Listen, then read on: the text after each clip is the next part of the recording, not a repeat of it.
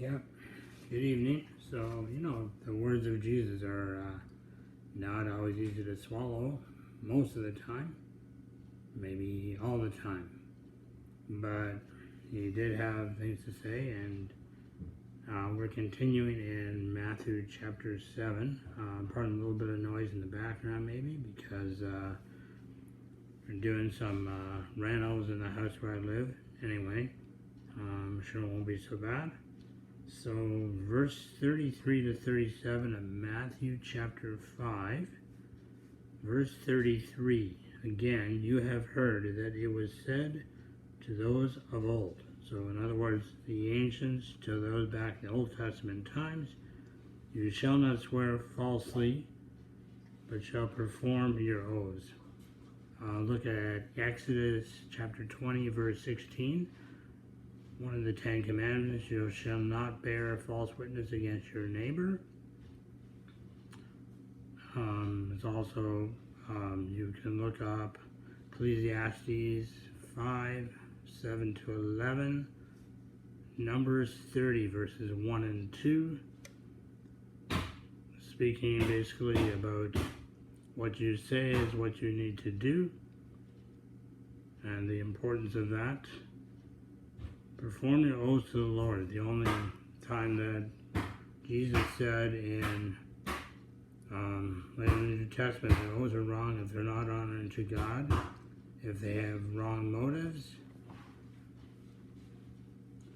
So verse 34, but I say to you, do not swear at all, neither by heaven, for it is God's throne. So God is everywhere. God is everywhere present at the same time. And apparently the Pharisees, they would make an oath, but they would say, I swear by God, by God's throne, by the gold of Jerusalem, so they could get out of what they said if they had that intention in the first place. Nor by the earth, for it is his footstool, nor by Jerusalem, for it is the city of the great king. Nor shall you swear by your head, because you cannot make one hair white or black. But let your yes be yes, and your no, no. So, in other words, be a man, be a woman of your word. It should never be that you need to add that you swear by God, or you swear by all that's holy. You should be trusted. People should know that when you say something, that's what you mean. Whatever is more than these from the evil one. That's the end of verse 37. If you go to James chapter 5, verse 12, it also reminds us to let your yes be yes and your no, no. So be someone that is trusted, and God expects you to obey him, to honor him, that your word to be honored in your relationships with other people.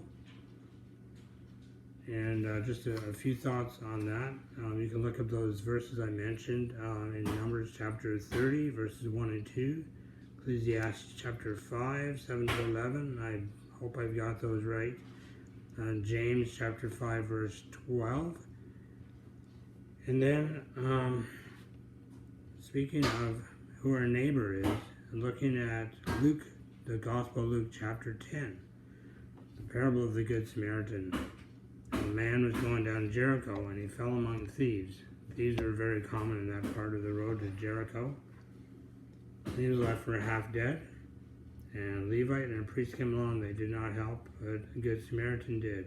And you read that chapter in Luke, and you can read the answer that Jesus gave in that parable to a person that asked, so who's my neighbor? And neighbor is the one who's close to you, and we need to care for our neighbors as well. So bear not false witness against your neighbor, and let your yes be yes and your no be no.